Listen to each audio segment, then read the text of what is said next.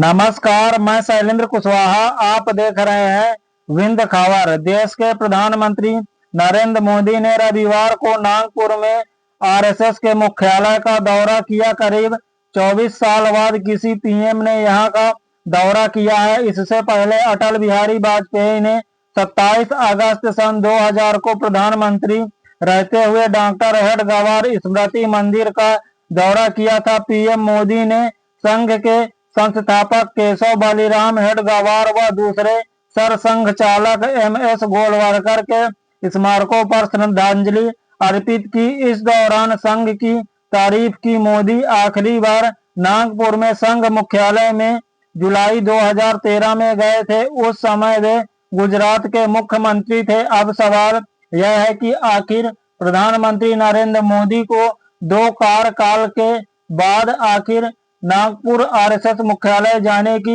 आवश्यकता क्यों पड़ी। ऐसा इसलिए मैं कह रहा हूं कि पिछले साल जब 2024 में लोकसभा चुनाव होने थे, तब बीजेपी के राष्ट्रीय अध्यक्ष जेपी नड्डा ने आरएसएस के बारे में इंटरव्यू देते हुए यह कह दिया था कि आरएसएस की अब हमें आवश्यकता नहीं है और बीजेपी अकेले चल सकती है। उसी का खामियाजा था कि 2024 में हुए आम चुनाव में बीजेपी को खासा नुकसान उठाना पड़ा था और वह 240 में आकर सिमट गई थी। आपको बताते चले कि इस समय वर्तमान में भले ही बीजेपी की सरकार है, लेकिन वह बैसाखियों पर चल रही है। चाहे नीतीश कुमार हो और चाहे यहाँ पर नायडू हो, इन दोनों के सहयोग से इस समय पीएम नरेंद्र मोदी प्रधानमंत्री तो हैं, लेकिन वो अकेले दम पर वह पीएम नहीं है। और जो आरएसएस और बीजेपी के बीच खींचतान थी, वह लगभग अब सड़कों पर आती हुई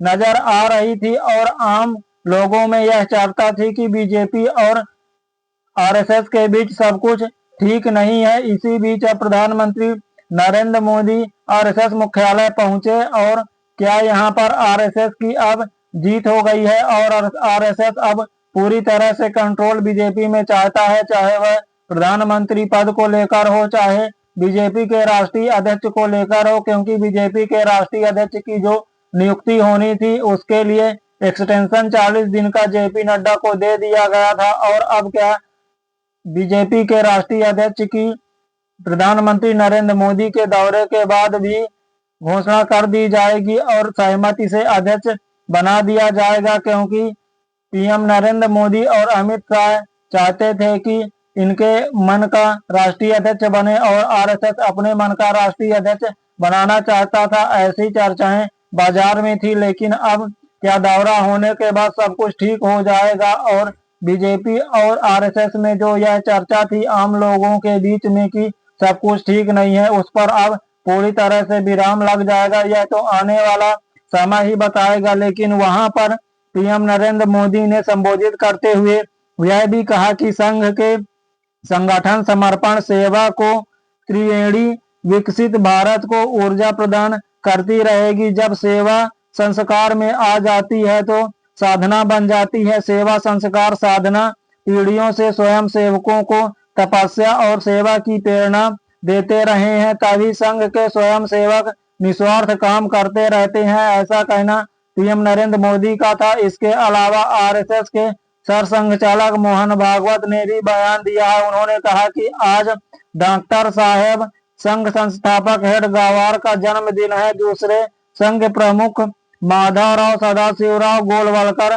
गुरुजी के नाम पर चल रहे सेवा प्रकल्प के विस्तार का कार्यक्रम है। प्रधानमंत्री जी यहाँ आए हैं, इन सारे शुभ के लिए तपस्या करनी पड़ती है। अब देखना है कि आगे इस पर क्या होता है और क्या इस दौरे के बाद बीजेपी के राष्ट्रीय अध्यक्ष की घोषणा कर दी जाएगी। यह भी आने वाला समय ही बताएगा। और क्या अब पूरी तरह से इस बात पर विराम लग जाएगा कि बीजेपी और आरएसएस के बीच सब कुछ ठीक नहीं है, यह भी वक्त पर निर्भर है। आप सभी विंध्य खबर यूट्यूब चैनल सब्सक्राइब करें, जिससे आपको पूरे विंध्य समेत देश और विदेश की खबरें मिलती रहें।